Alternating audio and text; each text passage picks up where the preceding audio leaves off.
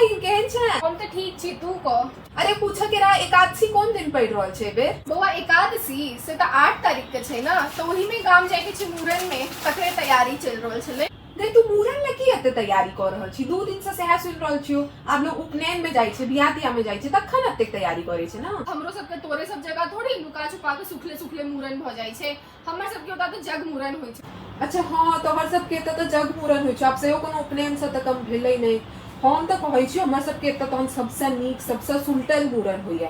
पिछला साल नहीं भेल रहे हमर घर में मूरन, हम सब गेल रहूँ खाली 3-4 टा कपड़ा लऽ कऽ, एक टा में नीक साड़ी लऽ कऽ गेल रहूँ मूरन दिन पहिरे लए। 15 तारीख के मूरन भेल, 17 तारीख के हमसब एकदम रिटर्न आबि गेलियै। आ तोरा बुझल छौ ओही बीच में बौआ के जे पीसाजी रहथिन से टहलैत आबि गेलखिन हमर सबके गाम पर। पूछै छथिन जा आ सब भगवती घर में नुकाए के बैस के बौआ के मूरनो कऽ देलियै। तोरी के साथ हम क्या बेर सुनने छियो, ओना एकटा बात कह पड़ता, तोर सासुर के ई चीज बड़ नीक छो कि मूरन तो कम से कम नुका छुपा के भ जाय छो। अब उपनयन में तो सबके एते करहे ला पड़े छे। ओना काइले हम बरुआ के सबटा कपड़ा लत्ता सब पैक क लेने छलिए, बल्ला मट्ठा हनुमानी। तो फरिया में हमर साउस साइड के कहै छथिन कि कन्या लेल कपड़ा नहीं लेलिए। अब साथ में हमरा भागा ला पड़ल, बरुआ के माय वाला 2टा साड़ी ल ले छे, तो वह 2टा साड़ी ले लिए।